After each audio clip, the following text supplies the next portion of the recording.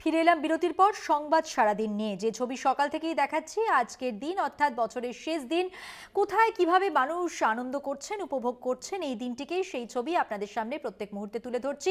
টাকির ছবি দেখাবো, সরাসরি সেখান থেকেই রয়েছেন আমাদের প্রতিনিধি সঞ্জিত চক্রবর্তী। সঞ্জিত, টাকির ছবি এর আগে যখন আমরা দেখছিলাম প্রচুর মানুষ ভিড় করেছেন, পিকনিক স্পটও বলা যেতে পারে, আবার বলা যেতে পারে যে সারাদিন ভালো করে আনন্দ করার জন্য, বন্ধু বান্ধবদের সঙ্গে মজা করার জন্য বা পরিবারের সঙ্গে আনন্দ করার জন্য এই দিনটা কিন্তু ভালোই। এবং আমরা বড়দিনেও দেখেছি, নতুন বছরেও দেখলাম সকাল থেকে এখানে প্রচুর মানুষ ভিড় করেছেন।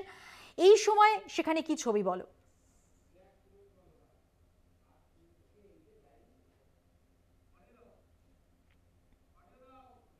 রবিবার আর তার উপরে বছরের শেষ দিন আর কয়েক ঘন্টা পরে বর্ষবরণ উৎসবের টাকি একেবারে পর্যটন কেন্দ্র কানায় কানায় ভরে গেছে। একদিকে চর্মীবতীর টানিয়াও পিকনিক স্পটগুলোকে ভিড় জমেছে, সেখানে নাচ গান হুল্লোড়ের মতো হচ্ছে। অন্যদিকে ইছামতি অর্থাৎ দুই বাংলা যে মাঝখান দিয়ে ইছামতি বয়ে গেছে, সেই ওপার বাংলাকে চাক্ষুষ করে দেখতে নৌকা বিহারে নেমে পড়েছে। আমি সরাসরি ইছামতির ছবিটা যেমন দেখাবো, নদীর পরে ভিড় যেমন।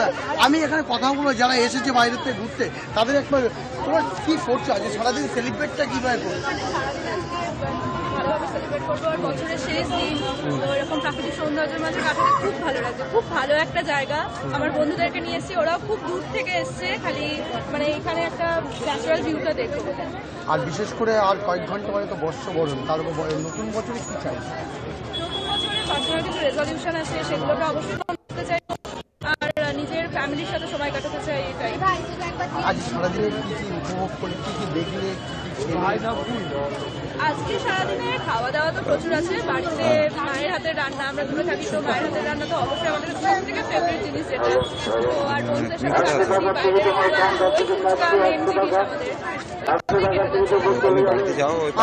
মধুমন্তী, তুমি শুনলে একেবারে যেভাবে সকাল থেকে টাকি পর্যটন কেন্দ্রে ভিড় করেছে এবং নতুন বছর যেমন রয়েছে সেই পর্যটন কেন্দ্রগুলোতে মানুষের ভিড় জমেছে। আমি সরাসরি আরো একবার টাকির পাড়ে যে বাসিন্দা যারা রয়েছে, পর্যটকরা রয়েছে, তাদেরকে একবার কথা আর একটা তোমায় ছবি দেখানোর চেষ্টা করবো।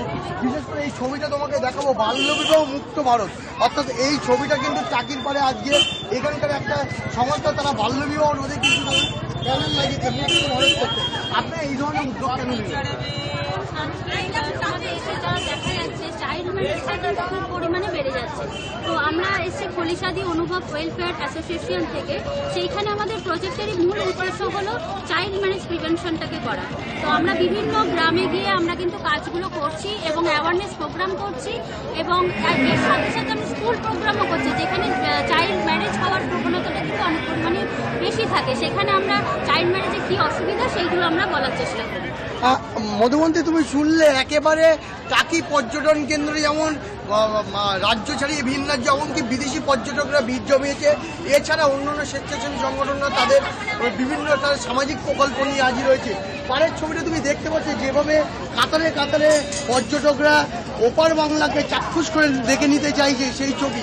বিশেষ করে নৌকা বিহারে ছবিটা তোমাকে আরো একবার দেখানোর চেষ্টা করেছে। নৌকা বিহারে অর্থাৎ এখান থেকে কিন্তু নৌকা বিহারে 3 নদীর মোহনায়, মাছরাঙা দ্বীপ এবং সবুজ দ্বীপ থেকে শুরু করে 3 নদীর মোহনায় তারা কিন্তু নৌকা বিহারে মানুষ প্রচুর পরিমাণ তারা যাচ্ছে এবং গিয়ে একদিকে ওপার বাংলাকে দেখছে, অন্যদিকে আজকে শেষ দিনে অর্থাৎ বছরের শেষ রবিবারে তারা চেপে ফেটে নিতে চাইছে।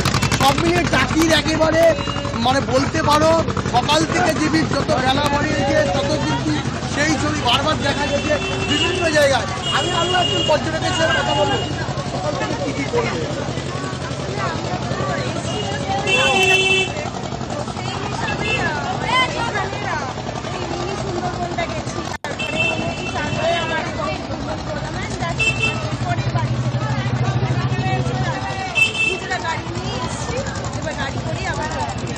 নতুন বছরটা কি হয়? সামনে যে নতুন কয়েক ঘন্টা বাজে বর্ষবরণ, কিভাবে